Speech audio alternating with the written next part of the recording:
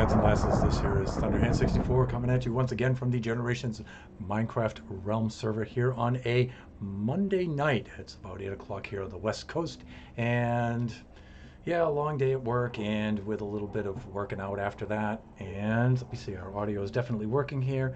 And now we're gonna do what we usually do, and we're gonna chill out for a little while working on a little Minecraft here in the realm. And hey, check this out. I did a little bit of off-camera work here, give you guys an idea of what's going on. Ow.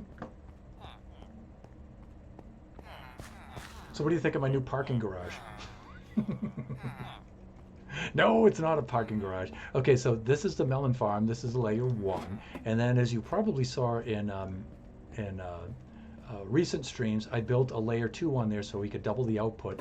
But then off camera, I built a layer 3 and I started carrots. Excuse me. I started carrots and wheat up here. And so our little farm down here was working pretty good for an early game farm, but it's really not putting out as much as we needed to really get these farmers up and going, because those first trades are usually wheat and carrots, and I just don't have enough wheat and carrots to bump them up and get them past that point where they're buying the melons, right?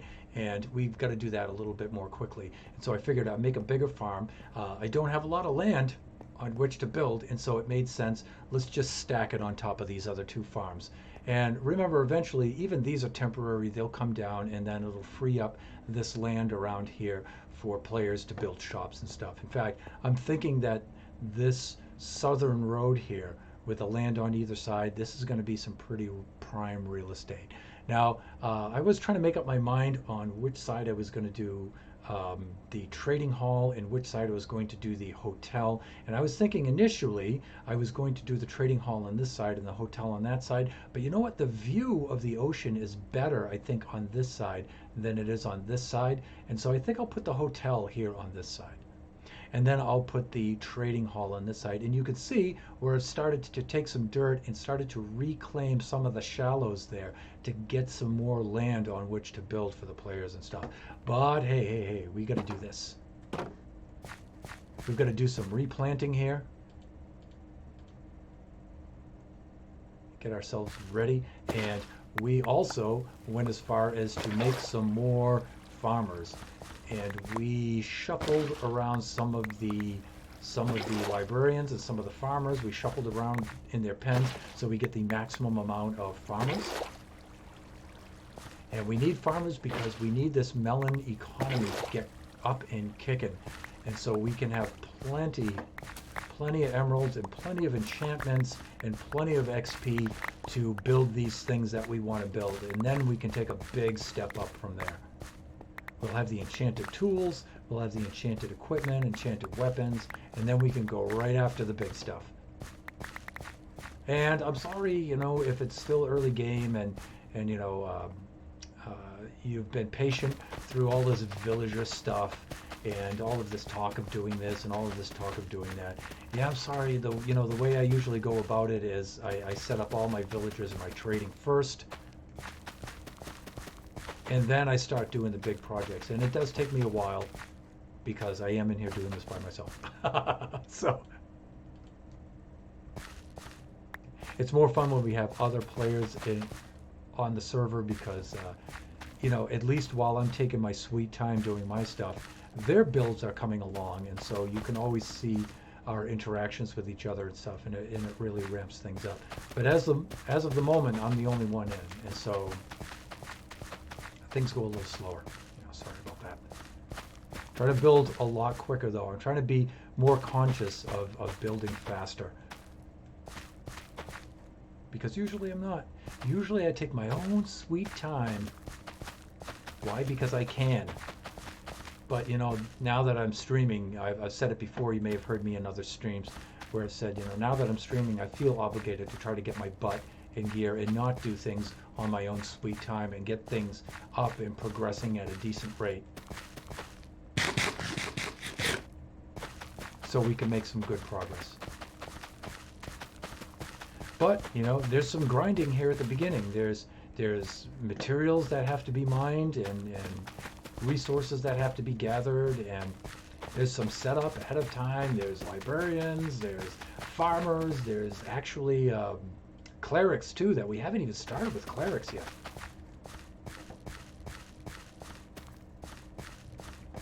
So those are the three professions, early game professions, at least they are for me. Farmers are usually first, and then librarians, and then clerics, in that order. And then from there I can ramp everything up. And remember, this is the community stuff that I'm setting up for other players. This isn't even my stuff at my base or anything. I'm just setting this up so when players do join the server, that this is already in place for them, and so they don't come over and make my place the public place, right? They can use this over here. And you know what? If this isn't high-powered enough for them, and you know what, they can always change it at that point. You know, I'm just giving them a means to get started. Ow! I should put a little block of water down there or something. That way I have a quick way down. Splash. Although hitting that one square is going to be a little tough, but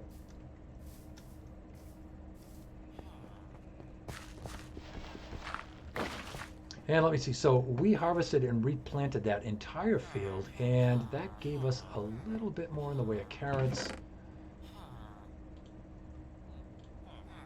A little bit more in the way of wheat, and so we can get some of these dudes up and running, like, for example, we can get this guy right here. Get this guy right here up and running. So let's do this.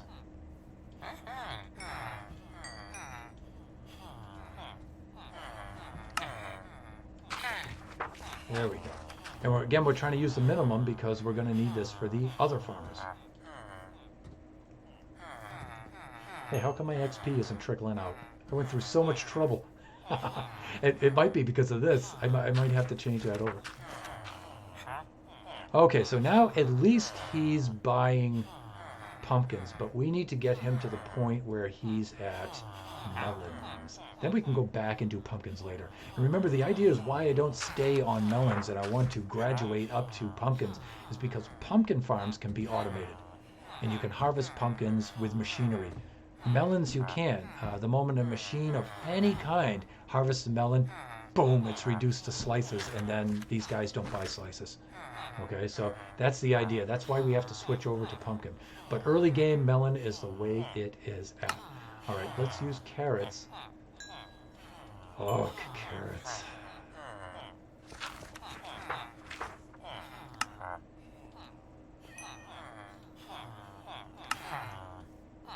And that's it for carrots. Let's do some more wheat then.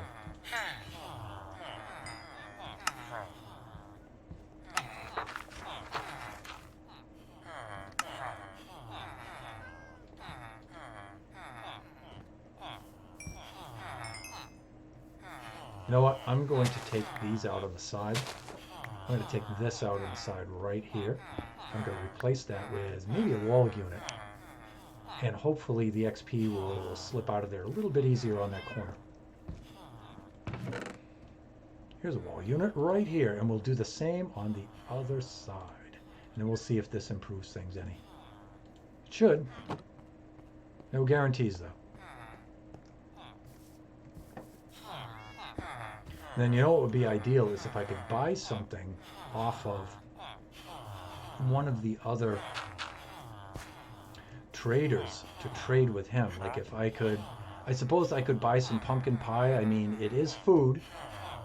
It would probably crank up the bar pretty fast. Yeah, it does, as a matter of fact, see?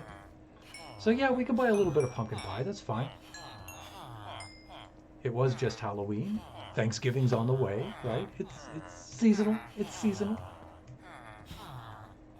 As I always say, you know, pumpkin is good in baked goods. Pie, bread, muffins, excellent. Coffee, beer, absolutely not. Okay, and now he's at the point where we can trade melons, everybody, and that's where we need to be. And speaking of which, Let's go harvest a whole bunch of melons. We already have a whole bunch of melons right here in the chest. Oh, actually, we sold a lot of them yesterday. Look at all of our emeralds, though. That's 3 stacks of emeralds, everybody. 3 stacks of emeralds. Okay, I'm going to put this pumpkin pie right here in the old chest. In fact, you know what? I'm going to swap this out, and I'm going to keep that for breeding villagers. All right, and let's get over here. We need to set that up on the other side. That's right. We need to get rid of that. And we need to harvest some melons.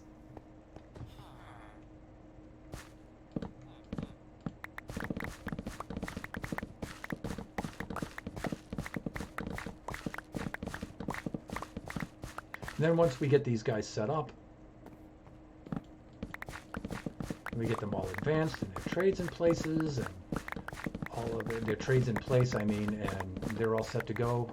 Then, at that point, my friends, we can start some serious building.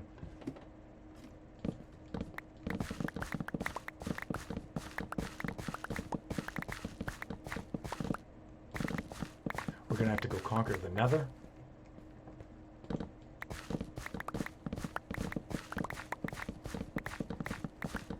We're going to have to set up at least the beginnings of some sort of Nether hub. And by the way, hey, we had an update today. That's what I meant to mention. So we had an update of 1.16.4, and we have a new feature on here. So if you press P on your keyboard, you probably know this, but you get this player interface here where finally, for once, you have some sort of in-game chat, and you can get messages from other players. You can hide players in chat, you can block players, manage with Microsoft account. You can do all that right from here in the right in game. Still no in-chat voice though. Still no in-game voice. Let's check out our system. Well, whatever. I guess it worked, right?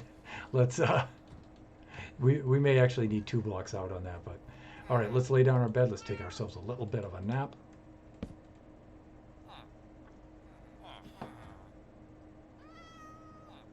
And now check this out. We just harvested these melons, and look, they're almost grown in already. And you can imagine that that top stack is kicking butt up there already too. And we have a little bit over 3 stacks, almost 3 1/3 stacks with which to trade right now. And we can now check this out. First of all, we need to check. Well, second of all, because we already traded. So usually, first thing we do is we check the duration of our tools, and if any of our tools that have mending on them need to be repaired, we put them in our offhand here while we're doing the trading. That way the XP does its thing, right? And these guys need to be converted, but this guy's ready to go. He'll buy some melons. You'll buy some melons, won't you? Oh, the sweet jingle jangle of XP, everybody. Now over here, I said I was going to replace this with a wall unit, remember? Did I bring it with me? Yes, I did. Just to help the XP flow on out a little bit easier. Hopefully that will work. There we go. And dude, how about some melons? Nice. That XP seemed to come out easily enough. How about this dude? Yep.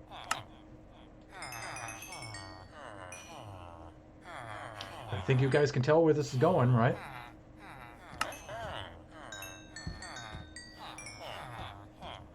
We can get a lot of XP and a lot of emeralds. All right? And that's just one pass. They can do this up to 2 times a day. See? We've got another pass that we can make. If we have enough melons. Now you can imagine when I have these guys in the trading hall and I have the mega pumpkin farm just cranking out pumpkins, and I have 16 of these guys, and I can do 3 stacks and then 3 more stacks, 6 stacks, and I can rack up emeralds and XP like you would not believe. It's just unbelievable how much this system cranks out. It's just incredible.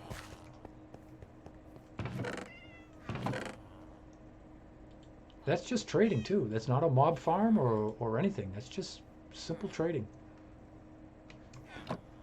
Growing a crop, harvesting it, coming over here, selling it to these guys, getting the emeralds, getting the XP. I think I was on this guy, right?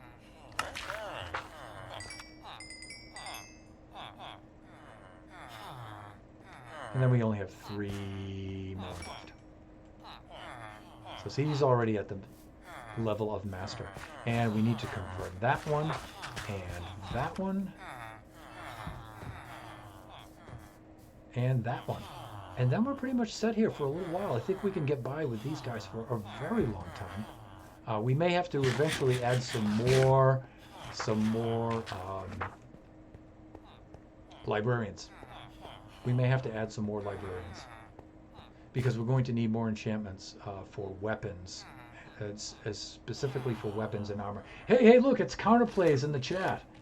Let's make sure that I chat over to him. Hey there. Dude. Hey, good to see you. Hey, I'm doing awesome, thanks. How are you doing over there in Malaysia today? My faithful follower. How do you like my parking garage? Oh dear. You can see we've been doing a lot of trading here. We've been kicking some major butt.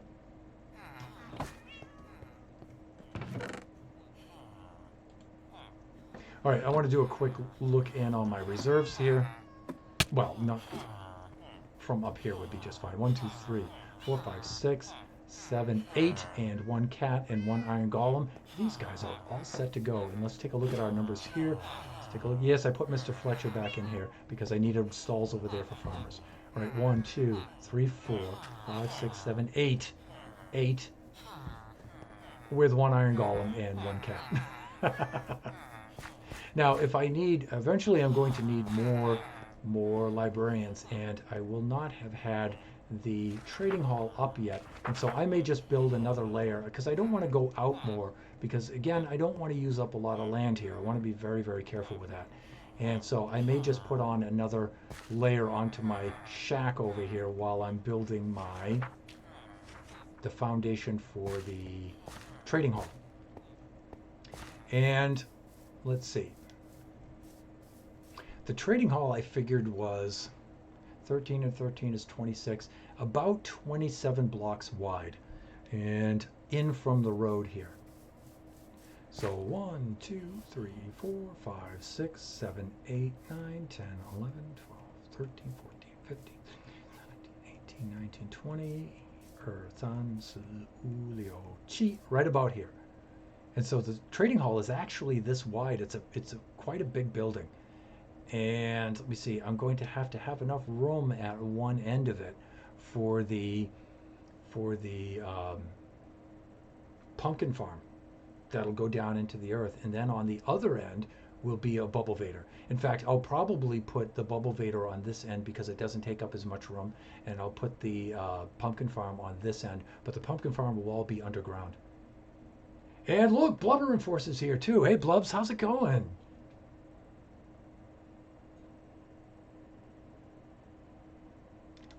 One of the things I do is I pop this into the chat because I want to make sure that those guys see that I see them.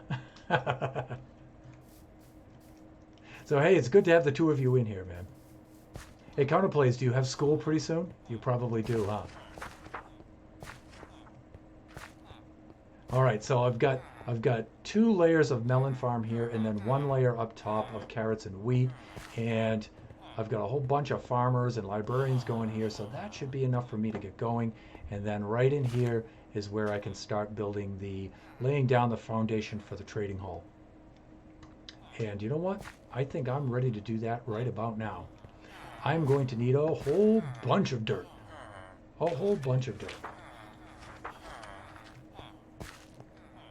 That means I have to go to the nearby plains biome and go fill up the old inventory with dirt. Because again, I don't want to take dirt down off of the island here because I'm just going to level and destroy the island. And I want to keep the island, I want to preserve it for the players to decide what they want to do with that.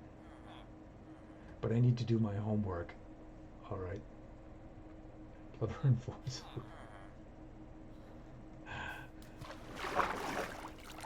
Let's do this. And so the nearest plains biome where I can get a lot of dirt is somewhat east of here. And I'm going to get this cobblestone and this andesite out of my inventory. Get out of my inventory. There you go. And I'm going to come over here. Let's go put boat to water and let's go get ourselves some dirt. I think you guys may recognize that I started to fill in some of the shallows over here with some dirt, and you can see if I turn on F3 that this is still what? Mushroom fields shore biome, right? And so I can effectively, just by filling in these shallows, I can reclaim land on which we can build. So those shallows are easy. You know, if I get too deep though, and I get into this area, you can see where the shore ends. I can go out about this far. Oh, and here comes a drowned up to meet me. I say there, my friend, you wouldn't happen to have a trident on you now, would you? That you'd be willing to part with?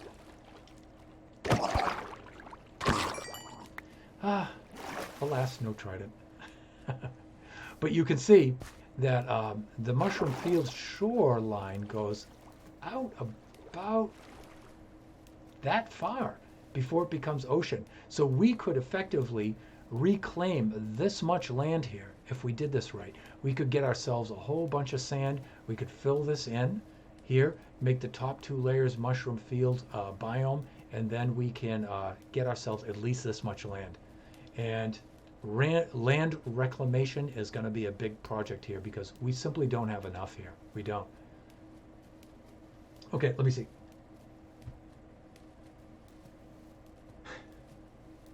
One question, do you slap bass? Let me see. You know what? I don't. I play a particular kind of finger style. I used to play with a plectrum, a pick, and then I developed a really cool style where I'm holding the pick in this hand, and counterplays and other viewers, Blubber Enforcer and I are talking about bass guitar right now. A little diverging away from, tangential away from Minecraft a little bit and talking about bass guitar. I used to play with a plectrum, a pick, when I was very young. And then I developed a really cool style where I had the pick in this hand and I would play with my other fingers at the same time. And it was really cool. But I found when I started playing the fretless bass, I just couldn't make the pick sound good. It just sounded awful when I played the fretless bass.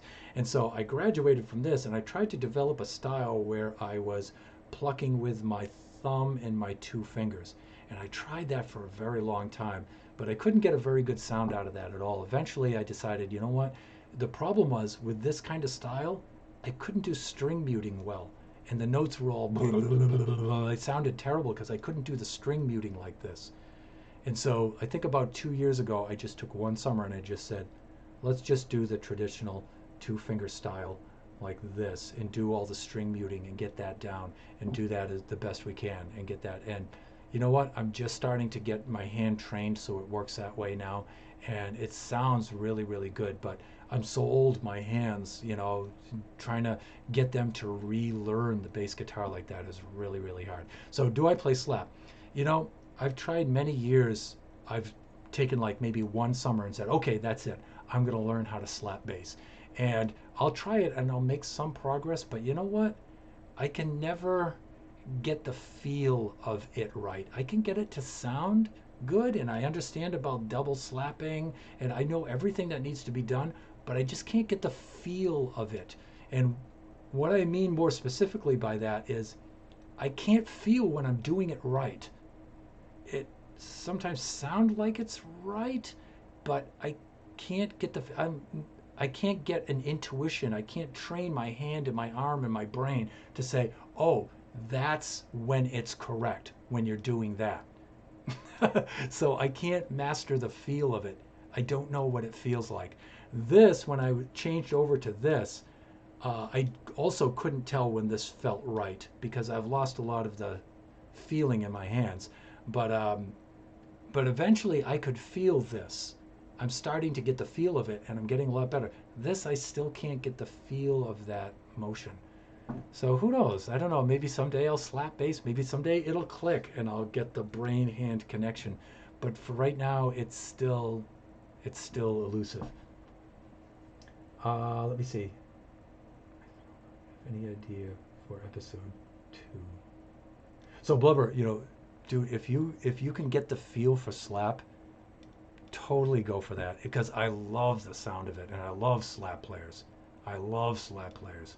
And I've been listening to them, you can imagine, from a very, very long time. From Larry Graham way back in the 60s when I was a little boy, and he's in Sly and the Family Stone. He was like the pioneer for that stuff, all the way up until nowadays, with Victor Wooten and Flea and those guys. They're just Mark, oh, from Level 42. Oh, come on. Mark King. Mark King from Level 42 is an unbelievable slap player. And those guys are incredible. Counterplays. You still don't have an idea for episode 2. Dude, I told you how to get out of that. Just jump in there and start doing something. Just start doing something. Anything.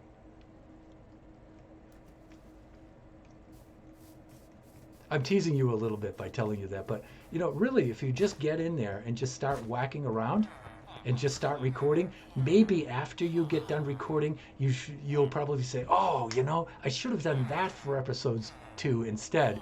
But at least now you have something for episode 3, right? And maybe episode 2 is a dud, and you're like, because I have streams that I do that, some of them are really cool. Some of them are like, yeah, maybe that one's not so cool. But I have so many streams that it's like it's okay. I can have a dud here and there, and it's all right. So, but at least it keeps you moving forward. So try that. Thunderhand, do you think it's a good idea to troll people? No, I don't. No, I don't. Um, Sometimes when we tease each other and we're playing with each other, it kind of looks like we're trolling them, but we're really not because we know each other really good. But you have to really know the people very, very good. It's kind of sarcasm and humor. You tease each other a little bit, and stuff. That's okay. But, when it gets to trolling people, I'm not cool with that, And now I'm older. And now that I'm like an old man, I don't put up with that at all. People start blah blah blah blah. I just cut them off. I'm just too old. My tolerance for that is not just low anymore; it's zero. So,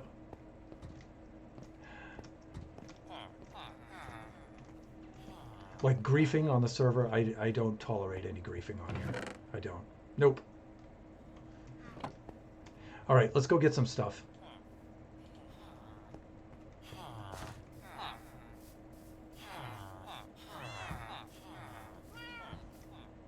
Because we have some filling in that we have to do. And you know what? We may not just get dirt, we may also get some sand. I could just extend out the ground over the water and just keep water underneath, I guess. But, you know, I'm in the mood to grind. I am a mega grinder. When it comes to mining and gathering resources, there's just nose to the grindstone. Just get right in there and just get the work done. I have that kind of mind. I find it actually really relaxing. I mean, it's probably okay if it's harmless, like renaming cat. Except, yeah, if it's silly, like you see the hermits, you know, uh, play pranks on each other and stuff like that, and it's, they're good guys, but they know each other really, really well, and they treasure their community so much that they're like super respectful and careful about it and stuff. Like right now they have that whole mycelium war is going on right now, but that they're trolling each other, but they're having fun. They're having fun. And so, but counterplays. Let me see. You were talking about trolling your brother, dude. That's your older brother, right? Little brothers always, younger brothers always annoy older brothers. Kachi is super annoying to Biggie and trolls him all the time, and I let it go for the most part because I know they're brothers. But when he gets to be too annoying with the trolling, Bubba steps in and says, "Hey, you're gonna knock that stuff off. You gotta give Biggie some space." So troll your brother. I don't know. Depends on how cool your brother is with it. But I know little brothers are always annoying like that. But it's usually because they just want attention. Okay, here we are. This is where we're stripping out the ground here and getting all of our sand and all of our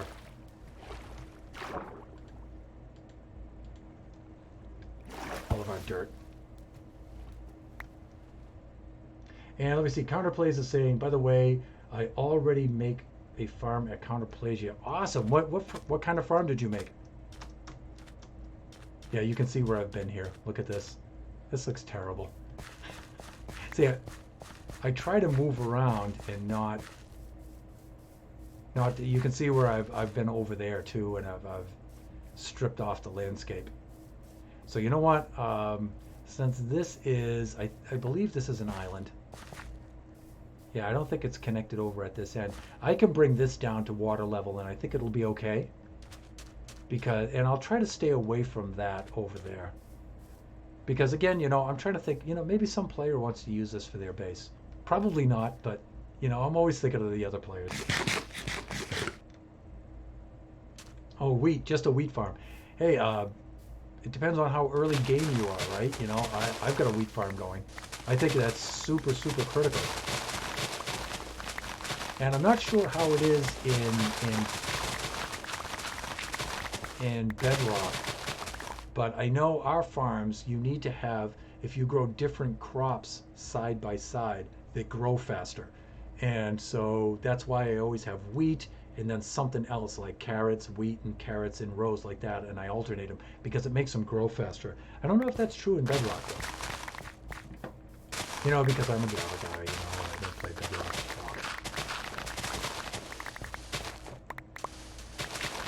I'm going to also grab some sand while I'm over here too. Boy, I tell you, right now, I regret being in early game without shulker boxes. I would just bring a whole inventory of shulker boxes and I would just fill them up with sand and dirt. And right now I can only bring as much as my inventory will hold. And it's like, early game. It's so slow. But I have another world that called Counterplays SMP. Oh, cool. Hey, one thing I am willing to do with players, especially viewers like you guys who come on regularly, one of the things I was thinking is if you guys have a world and you wouldn't mind having me come in on a stream and do like a tour and you can show me around, and on the stream, I can get in there and, I can spectate and you can just bring me around on the server. And yeah, I'd be willing to do server tours. I'd do something like that. We can make a stream of it. I think that would be fun. It's just like I said, right now, I don't have players join the server here right now because I just don't want to be an administrator. And I just don't have time to administer a public server. But I don't mind visiting like that and doing tours and stuff. That stuff's fun, actually. I like to see other people's builds. And you make a stream episode out of it. It's fun. Let me see. What is your top 3 games? Oh, Counterplays is saying he only has 5 diamonds. Dude, you saw my method of getting diamonds, right? I think I still have something like 30 something diamonds right now. I did have up to like almost 50 diamonds, but I spent them on stuff. And let me see. Top 3 games right now is Minecraft and bass guitar, which isn't a game. But Blubs, you got to remember, I got a full-time job and I got a family, so I really don't have a lot of time to play and master other games. But how about this? How about other games I used to play? And this will let's take a little trip back in time. It's not going to be a little trip because I'm old, so it's going to be a big trip back in time. Let me see. Let's go back. Let me see. Before I got into Minecraft, you see, I was playing Left 4 Dead, and I had a crew that we played. We made a Left 4 Dead server, and we played Left 4 Dead for quite a while. And Left 4 Dead was okay. I liked it, but my fellow players modded it so much that it took the challenge out of it, and it was kind of boring after a while, so that's why I stopped playing it. Before Left 4 Dead, we had an amazing Half-Life community, and we had a Half-Life community that ran for about 10 years, and there was about maybe 20 of us, 20 or so of us, and we had a public server. Um, Actually, it was a private server, but you know, we had a large number of us. No, wait, no, it was a public server. We opened that up and we ran that together for like 10 years.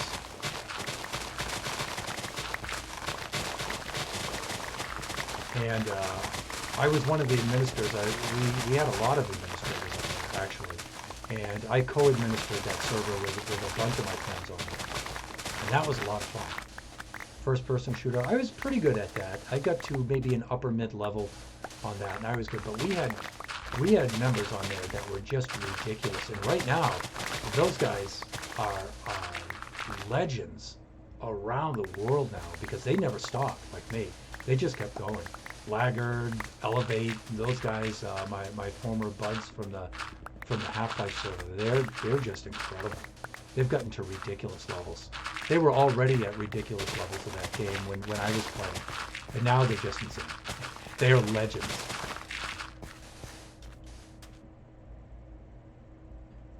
Let me see. You said you have... Counterplay says he has 5 diamonds, but he says he has a lot of iron. Yep, that's early game mining, my friend. That is early game mining. I also have a lot of iron. But you know, you guys see me in the streams, you know, I do a lot of grinding where I get right in there. And I find a lot of diamonds because I do all of my mining down on layer 13 first. And then I move further down. When that's all mined out, I move further down and I do layer 9 and then I finally do layer 5. Because that's, in Java at least, that's the highest probability of finding diamonds are on those layers. So I do all of my mining down there. Okay, I think I have enough now, and it's getting to be nighttime, and this is a little sad. Look at how I've devastated the environment there. Ugh. It's only a game, Thunderhand. Somebody's gonna build a big base over here anyway, and all of this is gonna be totally changed anyway. So I could look at it as if I'm helping somebody level off the landscape. Actually, you know what? I should probably stay put here because I'm just going to need to sleep.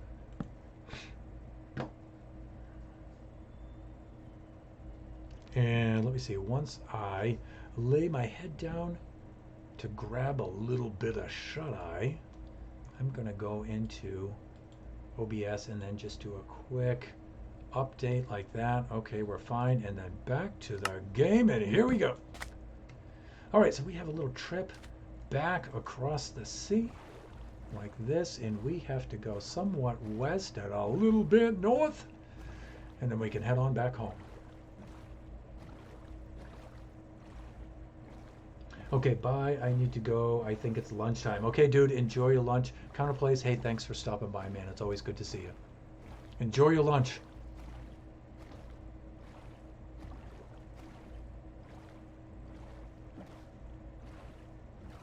You know, that's going to make a site of a good mob farm right there. Those little islands that are just out in the middle of the ocean like that, you know, they're not quite big enough to build a base on or something like that. That's great to build a mob farm on. Like just a generic mob farm where it just drops zombies and skeletons and creepers and stuff. Hawk! There we go.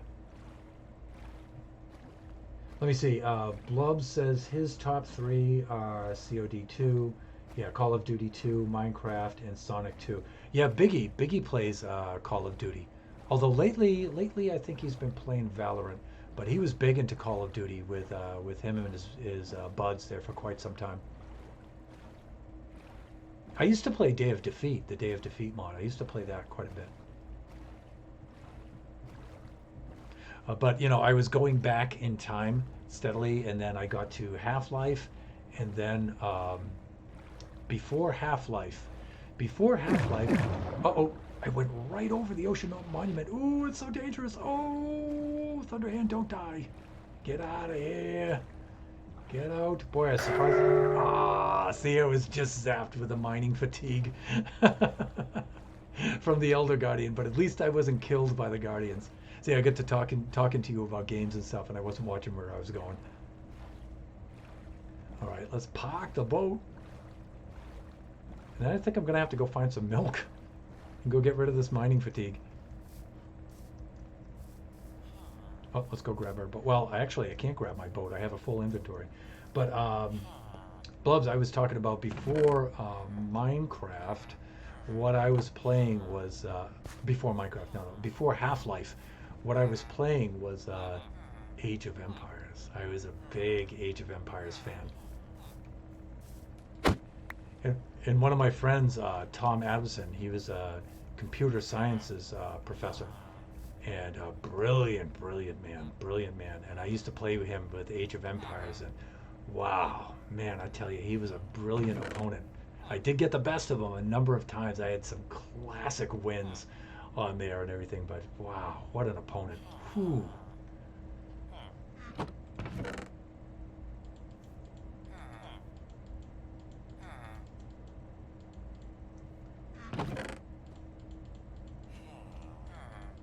Now this mining fatigue, this lasts for like 3 minutes, I think. And I don't want to wait for 3 minutes. So I think I can go find a right over here just quickly. And now, because you need a regular bucket of milk, to get rid of the mining fatigue.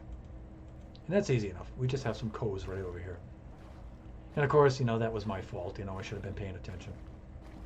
So let me see. I'm going back to the 90s there for games when it comes to Age of Empires. That's early 90s. Before I played Age of Empires, what was I playing there? Before I played Age of Empires, what I was playing was a game called Myst. And that was like one of the first really big, super popular games that came out. And it's like an adventure game with puzzles in it and stuff like that. Beautiful graphics for its time. Oh, there's a code right up there. Beautiful graphics for its time. Let me see. You should do a base stream. You don't have to do it, just a recommendation.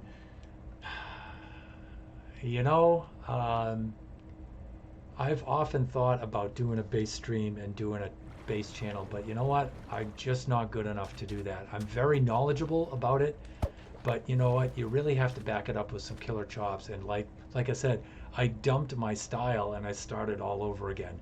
And so a base stream, I just can't compete with like Adam Neely and those guys. There's too many good bases out there with really, really good streams. And I could look at it like, I shouldn't compete with them. I should just do it for fun and everything. But I don't know. I just don't feel like I'm good enough to do that. It's not a lack of confidence thing. It's just, I don't know. I just don't, wow, I can't actually do that. I just don't feel up to it right now. What I might do instead, though, Blubs, is I might do an Instagram channel for my base. I might do that, and I might use it to track my progress. So what I'm doing right now is I'm just learning short songs, and I'm just practicing them at speed and trying to speed them up and get them to go as fast as I can so I can develop the feel in my hands again and train my hands, retrain my hands over again to play like that. And so I think Instagram, because I think Instagram I can only have like 60-second clips, and so just me tracking my progress on that and doing that day after day or every other day or something, and just uploading an Instagram every day would be a really good way to track my progress, so I can see if I'm getting better and better and better and better, right? And so I think people might be interested in seeing that. I know some of my friends and family have been asking me to do that for a while.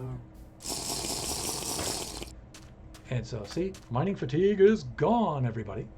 And by the way, buckets of milk, a good thing to bring on a raid for those, which we may be doing soon. But yeah, so instead of doing a stream, I don't know, I might do an Instagram instead.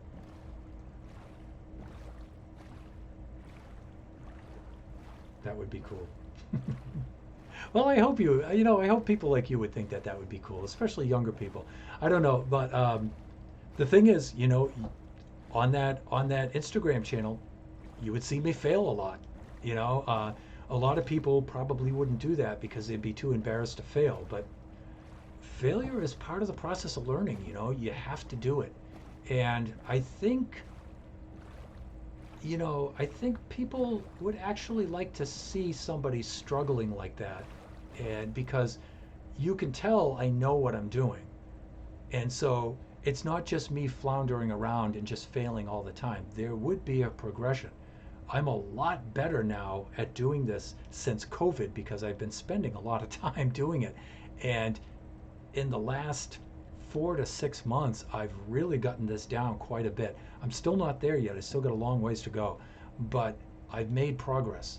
And so just to get a stream where somebody sucks all the time and they just suck, well, that's just inviting people to be jerks and troll you, right? But if you start a stream where you're getting better and better and better, because I have nerve damage in my hands, and to try to get better and to see somebody progress like that, that's a fun stream to watch, because it's encouraging. People who are struggling with it themselves see somebody else struggling and getting better, and it makes them want to try it. So, and then you get support from people too. Now you get a lot of crap from people too. People troll you and stuff. Sure, that happens, but I'm a really secure guy, and I'm really, really tough. And so the trolling really doesn't bother me. And I really love to see the support. You'd be surprised how supportive people can be, really. People are very encouraging. They can be very supporting. It's not just horrible people on the internet. There's some good people out there. There's some really good people, like you guys. I often think, why would anybody want to watch an old guy and his kid on here playing Minecraft? But people do. People do. I watch people play Minecraft, right? And so it's really cool. The internet is a really cool place. You guys are really lucky to have this in your lives. We all are. You hear the old people say, "When I was young, we didn't have YouTube." We didn't, man. We didn't. We didn't have all of this open to us. So it's so cool. You guys grew up with it, so it's nothing. I think you guys, can be excused for taking it for granted because you grew up with it. But us older people who didn't have a YouTube and stuff before this and didn't have Twitch and streaming, we're amazed by this. This is like the greatest thing ever. All right, so we got rid of the mining fatigue and stuff. We can load up with some dirt, and there's going to be some things that we're going to need because we're going to be filling in some land in some deep water, and that's going to require a little bit of respiration 3. That's right. But it's almost nighttime, and so I'm going to load up with a lot of dirt to start out with, and then maybe after that I'll switch to sand, but we have a little bit of napping to do.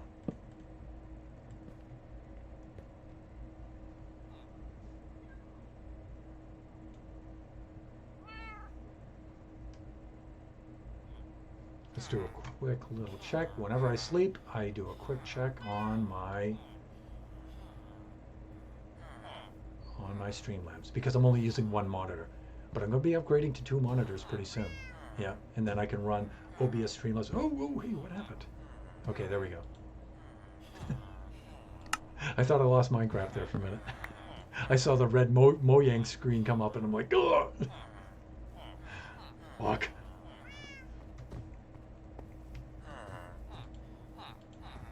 But pretty soon I'm going to be upgrading to the dual monitors because monitors are so cheap now. But the thing is, I actually have a problem because if you look at my setup, maybe I can very, very carefully do this. This is how I'm at here with my setup and my equipment and stuff, and this is what I'm doing right now. And I'm actually too close to my monitor. I'm a little too close to it. Let me reset that. There we go.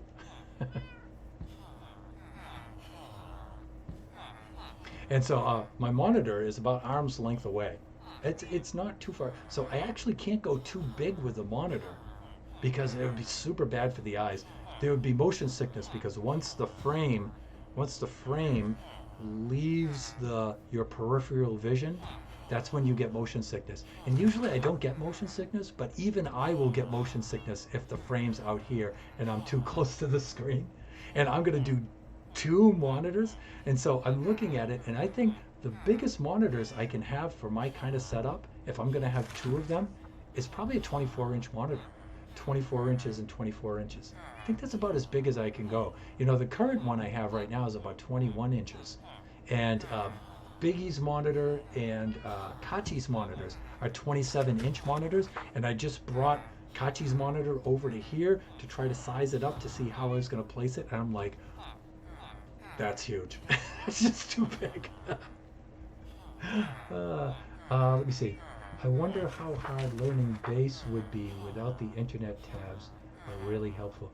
Yeah, dude, internet is just, it's just amazing for learning anything, anything at all. Internet is just incredible. You have access to over 7 billion people, you know, and you think, okay, well, maybe a third of them don't know what they're doing, right? Maybe the other third are just people like you and I who are just learning. But then the other third, those are the experts. And you know what? You have access to them. You have access to them. Before, in the days before the internet, we didn't have access. I can't go to Michael Manring or Victor Wooten and just say, hey, you know, can you show me how to do something? And it's not that they're aloof and they don't want to it's just that they can't get around to everybody and we can't get to them. But through this medium, I was on talking to Michael Manring the other day.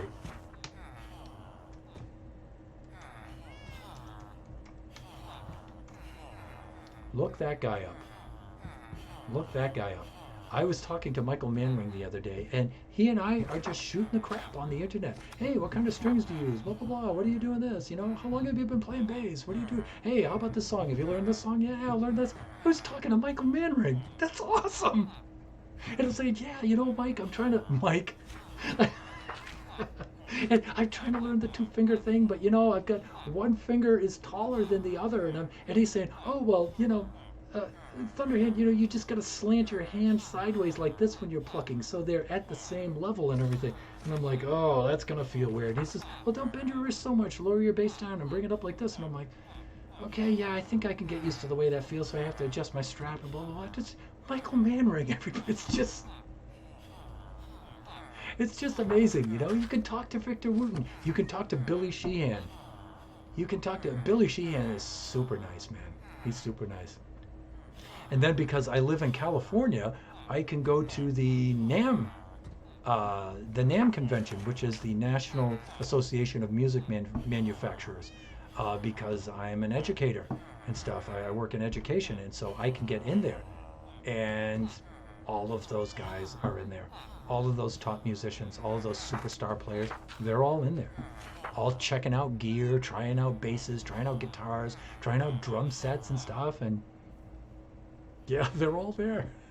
I remember I was trying to get over to Billy Sheehan's booth, and you know, I'm walking through the crowd and everything, and I shouldered somebody, and a shorter guy, and I'm walking through, boom, like that, and I'm like, oh, dude, hey, I'm sorry, and he's like, oh, totally cool, man, don't worry about it. And I'm looking at it, and it's like, that was Chuck Bailey.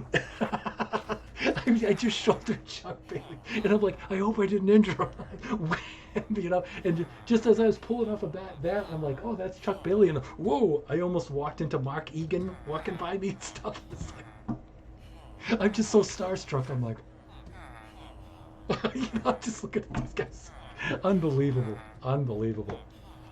I could never do that back in the day when I was a kid and I was learning and stuff, and it's just. Let's get to filling in some dirt here while you and I are talking bass, because I'll talk bass all day with you, and I won't get any work done. And then the other viewers will be like, oh, Blubber and Force's on there, everybody. Oh, Thunderhand's just got to talk bass guitar all day. That's okay, man. That is okay.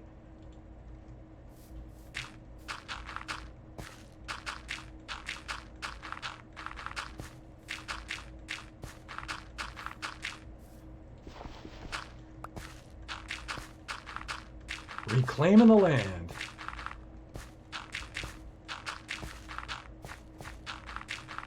Yeah, I remember when I first got this, loaded up this map, which you can see on YouTube, by the way. See our first episode. I think it was October 9th.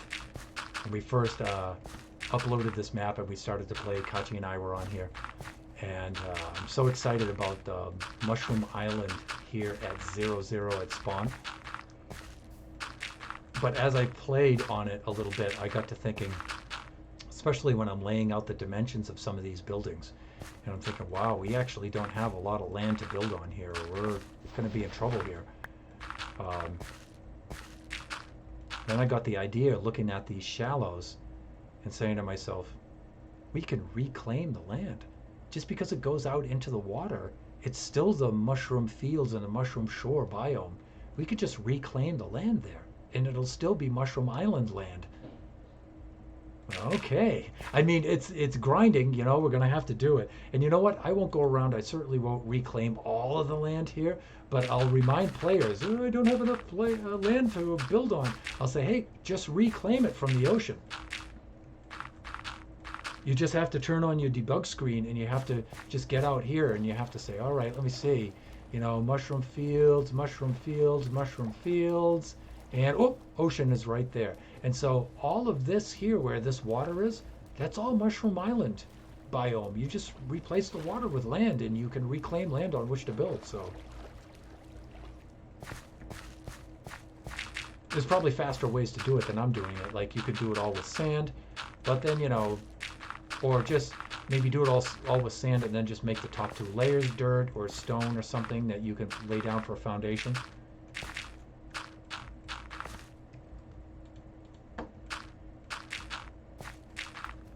But you can reclaim the land.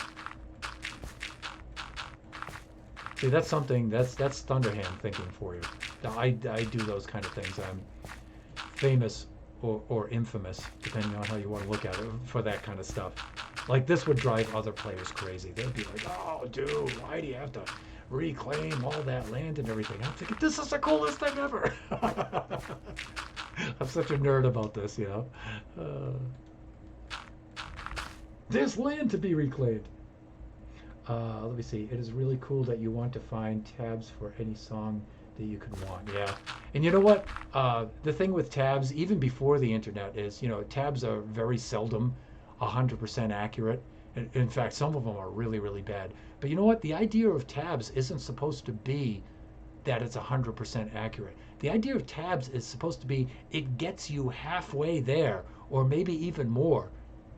You know, if you can get 50% of the song right from the tabs and then listen carefully, you can fill in the rest yourself. You learn the rest yourself. Or, you know, you get tabs from that transcriber and you learn that and you're like, you know, this is really close, but it's not quite. And you do a little bit of yourself. You fill in a little, I'll fix that. Oh, this is actually like this, or, oh, that's a fill there. And you figure that out, but it's still not quite right. And then you look at somebody else's tabs and then you can compare the two. And then you get like 100% of the whole song that way, you know? And it's like, so, you know, a lot of the, you know, more experienced and snobbish kind of players say, oh, tabs, you know, and I don't really use tabs myself. You know, I write everything out on the staff. I use MuseScore for that, you know, and because I want to learn, you know, I want to get better at sight reading and things like that, and composing and stuff, you know, writing songs, even my rock songs, I write them all in MuseScore and stuff. And so I don't really use tabs myself, but I'm not against tabs at all. You know, I used tabs when I was young. I don't use them now, but I use them now. I used them then, and you know, if tabs, like I said, get you 50% or more there, then what's wrong with that? You know, I mean, that's a resource. Tabs are a resource, man. You use what you need to use to get the job done.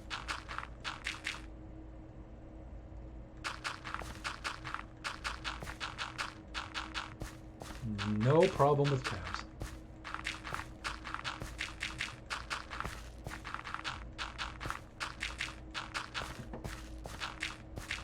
Now, a lot of professional musicians, and especially people who are in music academia, music education, uh, they all frown on tabs. Some of the more cooler people in music education and stuff will say, it's all right to start out with tabs, but you should eventually go to the standard notation. You should, you know, step up to notes on the staff and all of that. But I learned how to play bass not at school. I didn't learn how to play bass by lessons. I did try to take lessons once, but my father was a brilliant, brilliant musician. He never went to school. He was just one of those people who had an IQ of like 140 or 150. He's just a brilliant, brilliant guy. Unfortunately, I didn't get those genes, but music, he could do anything. He was a brilliant guitar player and songwriter. He's a brilliant composer, and he could play any instrument he wanted to. He was mainly a guitar player, but I remember there was a time where he was into saxophone. He said, "You know what? I think I'll learn how to play saxophone." And he set down his guitar and he got himself a saxophone and he started to make some noise on it. And I'm telling him, "Dad, you can't.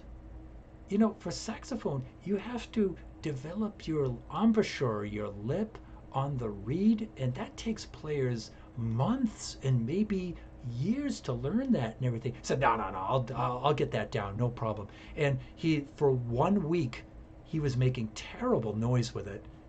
The second week, it started to sound pretty good. By the third week, he mastered it, and he was playing Cannonball Adderley stuff, just incredible.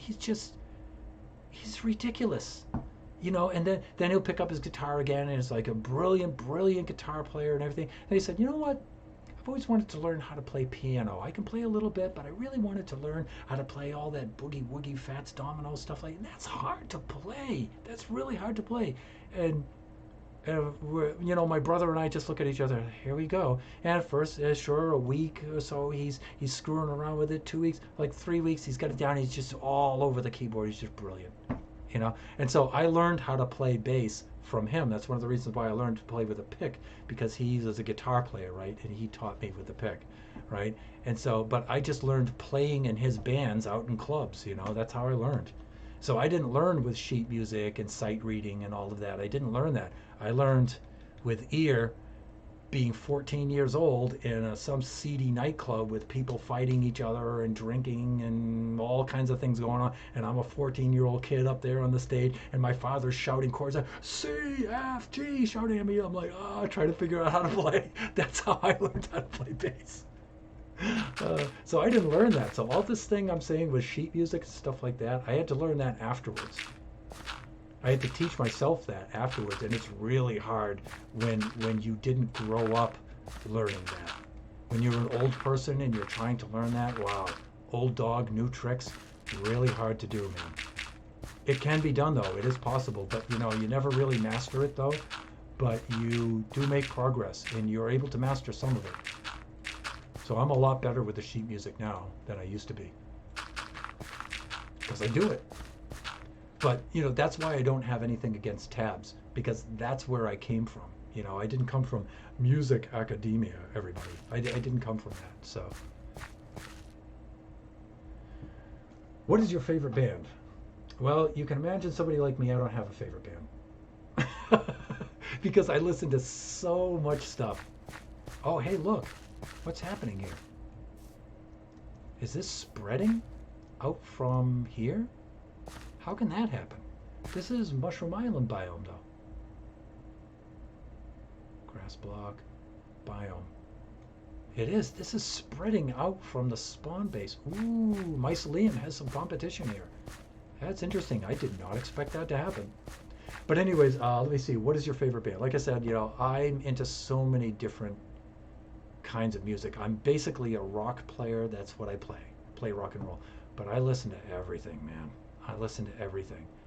I listen to jazz, traditional Irish music, and playing that with heavy metal drums on my bass is something I'm doing now to train my hands. So I do a lot of that. Do jazz. My sons are both into jazz and orchestral music, and they're doing the sight reading in the orchestra, so I'm into all of that.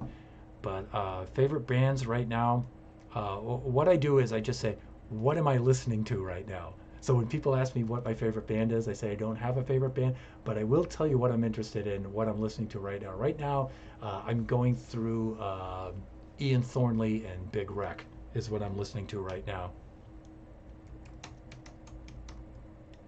Not a bass player, guitar player. Thornley, and his band is Big Wreck. And that's probably, oh, I'm sorry, I didn't type that right. There, Ian Thornley, Big Wreck. That's who I'm listening to right now. So I'm cycling through my Big Wreck phase right now, and then I'll cycle through another band. The two bass players I listen to the most, though, that if you ask me who my influences are, is that's going to be. And it's funny, you said the other day, bass players are underrated in metal, and they kind of are, but not so much nowadays. But they kind of are, unless you're these two guys. Nobody underrates Steve Harris from Iron Maiden.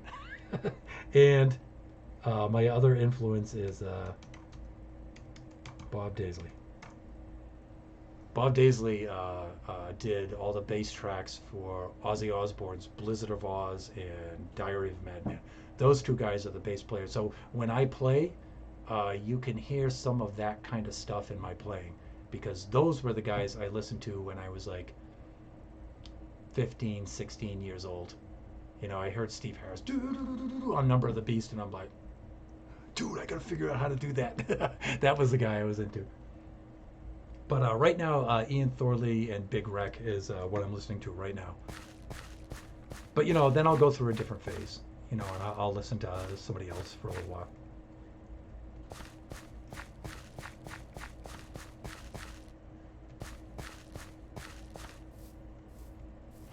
Let's go fill in this area over here. Look, the codes are saying, "Oh, we're getting an expansion over here." That's right. Thunderhand64's reclaiming the land in the name of the mushrooms.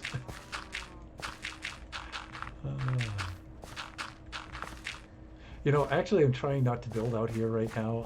Again, like I said, I'm trying to preserve most of the land for the other players, But also, I kind of like having the mushrooms having their own little reserve out here. I think that's funny.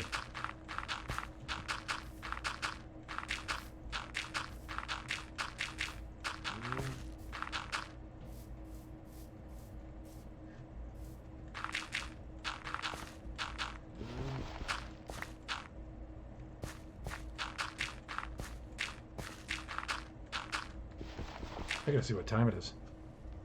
Ooh, 9:15. Actually, I'm gonna have to wrap up the stream in about 15 minutes.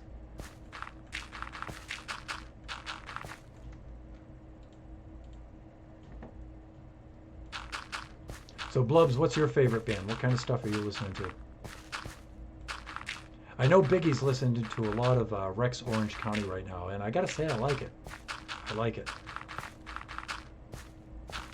Rex Orange County is doing a lot of R&B kind of stuff, and he's using all those beautiful ninth chords and seventh chords and stuff, and he's doing a lot of that traditional R&B kind of music to his hip hop stuff, and wow, does it sound nice.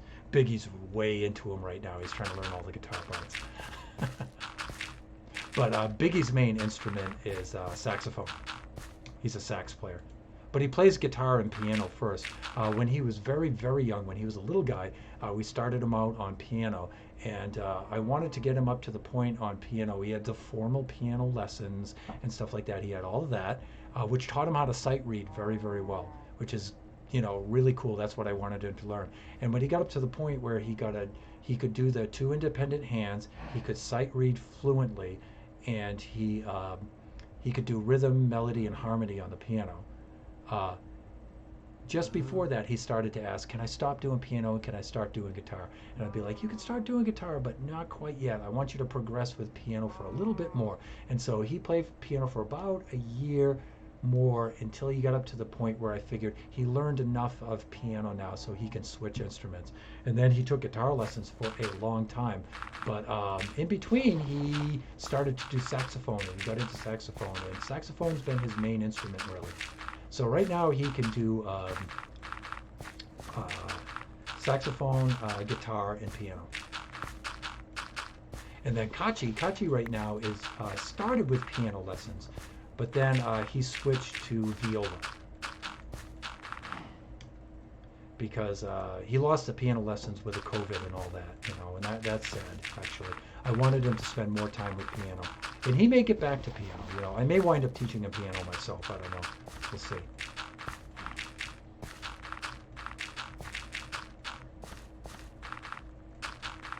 But viola is a hard instrument to learn. Sometimes I feel sorry for Kachi because it's a really difficult instrument to learn, especially when you're a little guy.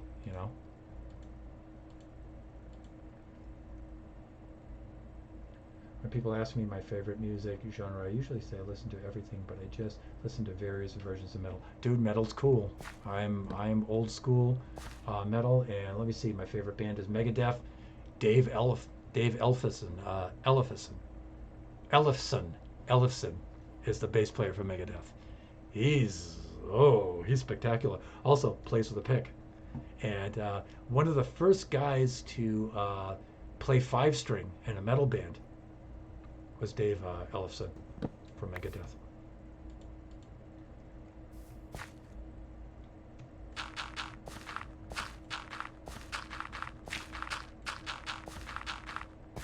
Great band.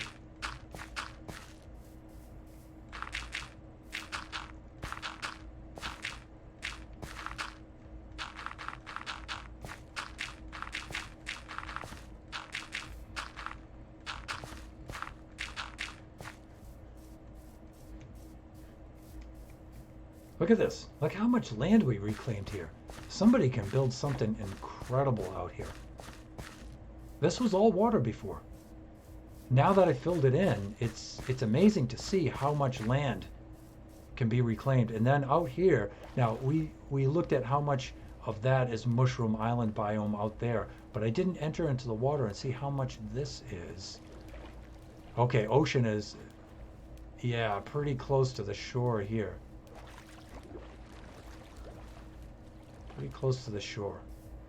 So we have some ocean biome right in the middle there. Ugh. But see, if you go out to the sides here too.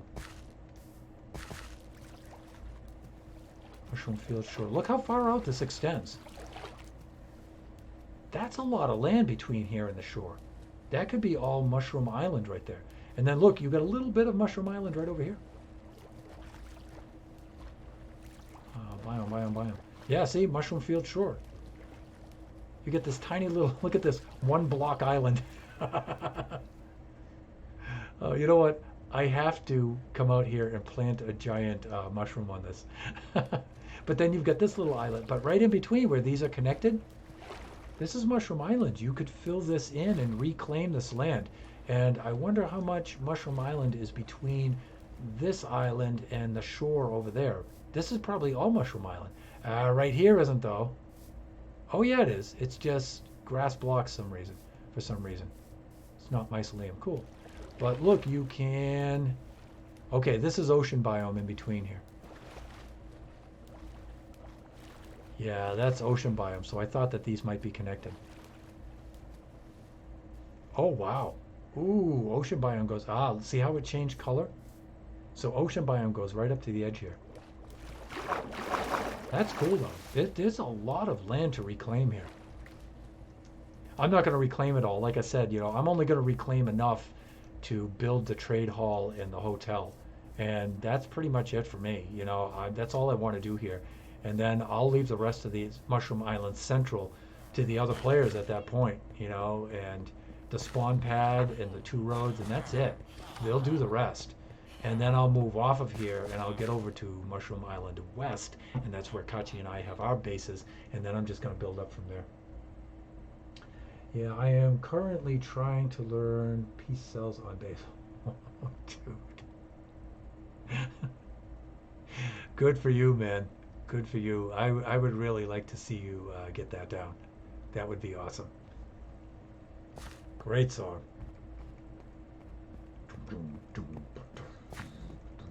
Um, I don't know if you know this, but if you get this, if you call up the soundtrack on YouTube, you can play YouTube videos at slower speeds. Now, before, back in the day, before digital, right, when we slowed down records, right, or slowed down tapes, right, it was also changed the pitch. And so the pitch would also get lower. And so you would have to learn it slow on one part of the bass. And then when you bring it up to speed, you'd have to learn it back in the regular key. Nowadays, you can do that. You can do, there's pitch shift and tempo shift software out there. Like the amazing slow downer is one app you can get for your phone that will take an MP4 and slow it down. But you can just do that with YouTube on a YouTube video, and you can slow it down and learn to play it perfectly slow, and then speed it up a couple of beats per minute, and learn to play it perfectly, and speed it up and speed it up and speed it up until you can play it at normal speed or a little faster. So that's how I train my hand right now. I have GarageBand on the iPad, and I put in a drum beat and I bring the tempo way down, and I start on a song and I get it perfectly, agonizingly slow. Again, you gotta grind, and you gotta play it very slow. Michael Manring taught me this. It's true. Playing it really slow and getting used to how the notes feel and sound at the same time, so you can, okay, this is how it's supposed to feel when it's right. That's really important for me. That's the way I learn. You know, it's kinematic through the hands.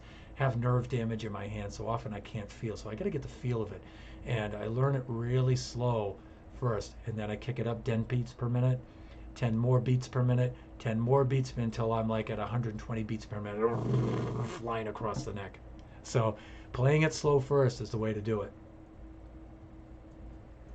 All of the top-notch, super virtuoso bass players and just musicians in general will tell you that.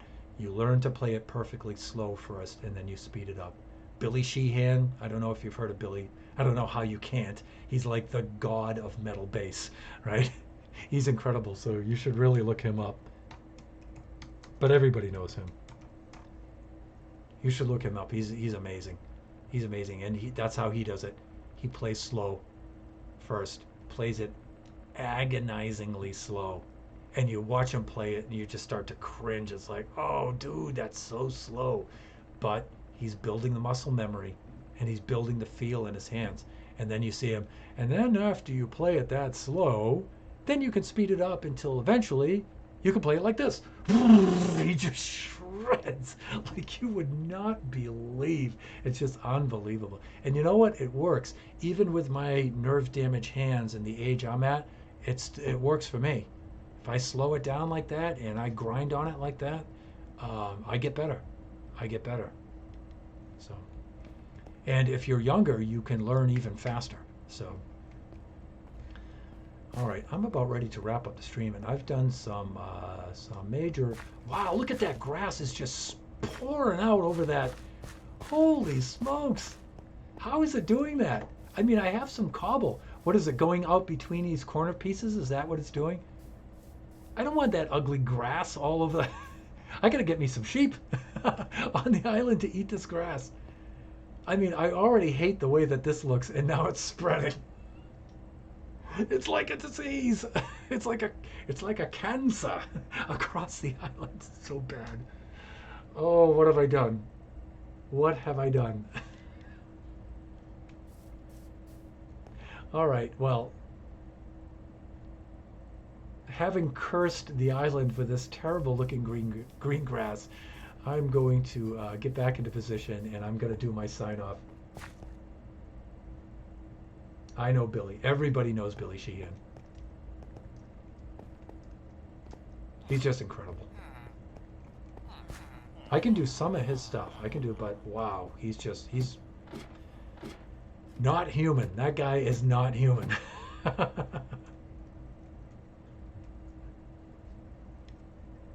right. Look at all the land that we reclaimed out there. That's amazing. Ooh, look at the grass. It's like a cancer. But we have more land that we can reclaim around the island here. But like I said, I'm not going to do all of that. I'll just remind players that if you need more land, you can always fill in some water. It's tedious, but it gets you more land on which to build. And here, I think we can reclaim a lot of land, and I'm going to because I think we need. Excuse me. I think we need that for the hotel. In fact, I know we do. Okay, let's get into position here. And you know what? I'm going to leave a big old block of dirt in my hand. Nah, I'm going to do a shovel. But I'm going to switch hands. Luke. Shifty, shifty, shifty, shifty. All right, so I'm going to do that. And let me see. Let's get our outro in place. Okay, so I'm going to do my standard outro, but before I do, I want to thank Blubber Enforcer for stopping by the chat and having an awesome bass guitar chat with me in my Minecraft stream. But you know what? I don't mind. I have a lot of fun talking bass guitar. Dude, I will talk bass guitar all day and all night. So sometimes, yes, Minecrafters, it will be a Minecraft while talking bass guitar stream. Yes, it will. So Blubs, thanks so much for stopping by. And hey, you keep working on Megadeth, keep working on Peace Cells, and maybe we'll get to hear that sometime. That'll be really, really cool. I'd also like to thank Counterplays for stopping by a little bit earlier. Always good to see him in the stream and everything. Viewers, I may only have 39 followers, but they are great, great people, and I have a lot of fun chatting with them while I'm doing this crazy Minecraft stuff late in the evenings here on the West Coast. So, with that, I'm going to remind you that these weeknights, or at least Sunday through Friday streams during the night here are unscheduled streams. So if you're a follower, watch your notifications, and that way you can tell when I'm streaming and stop on in. I'd love to see you. Also, we have 2 scheduled streams. I do one on Saturday at noontime here from the Generations Minecraft Realm server, and I do one on Sunday at 9 a.m. with Kachi, and we call that Kachi time, where we spend an hour and we do all kinds of crazy Kachi things. And the last time we played, let me see, Roblox Super Saiyan Simulator 2. All right, and this weekend we want to play in creative mode, and I need to find a way to download the Lucky Block Minecraft mod, and we'll play that in creative mode against each other, and it's hilarious. Seeing all the nutty things Kachi does with that is just, it's hilarious. So we should have that set up for Sunday's 9 a.m. Kachi time stream. So please, if you're not doing anything, tune in. If you're not able to make the streams, remember that they're up on Twitch for 14 days. There's a video recaps, and they expire after 14 days. So we have started a YouTube channel, thunderhand64 underscore gaming 2, that we archive all of the Twitch video recaps onto there, and they're up there for all eternity for historians to look back on and say, my God, this was of historical significance. But please, if you happen to be over there and you want to check out the videos and you feel so inclined, hit like, hit subscribe.